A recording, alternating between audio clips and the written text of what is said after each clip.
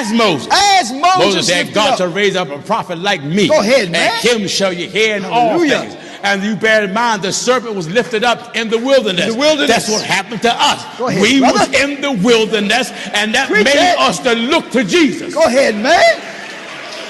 Huh? Go ahead. Our wilderness is sin. That's right. Our wilderness is living a barren, unfruitful life. That's right. As Moses. And as Moses lifted up the serpent. In the wilderness. What did Jesus say? Even so must the Son of Man. The Son of Man. Be lifted up.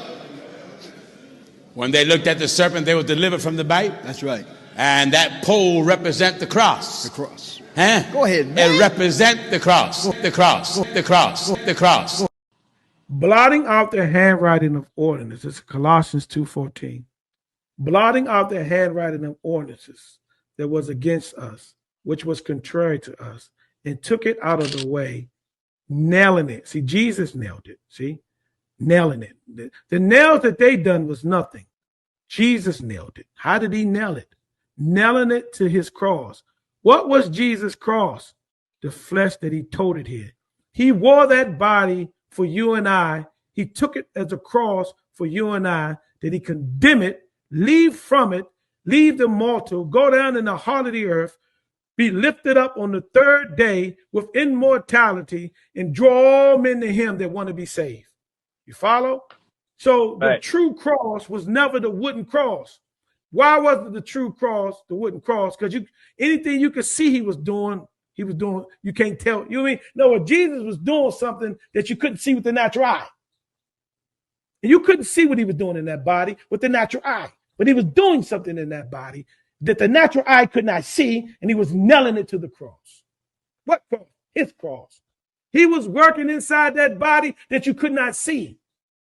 Take me back to, we look not on things that are seen. Why we look not at the things which are seen, but at the things which are not seen. So how do you look at something that's not seen? You only really have one eye.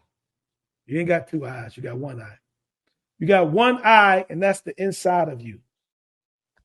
And you can tell you got one eye because when you look out of these two eyes, you still see one. Why? Because you really ain't got but one. You don't look out of these two eyes and see two, do you? You know why? Because really you're only looking out of one. And that's the man in the inside. Right. You have one man with an eye in the inside, and you got to take up your cross, which is your flesh. This is your cross. Take up your cross. And Jesus said, follow me. See, people can talk what they say all they want, but can they take up that body and follow Jesus? People say they say, well, I got the whole hot shot, but can you take up that body and follow Christ? And the only way, dear brothers and sisters, you're going to be able to take up that body, your cross, and follow Christ is only one way you could do it. And that is to rise in the newness of life after repentance and remission of sins, been buried in his name. Then you got the ability to rise in the newness of life. Then you become a new creature. Then you can handle this body. You can take it and condemn it yourself, just like Christ did. But until you get remission, you can't take up no cross. The cross, you're dead in sin and trespasses.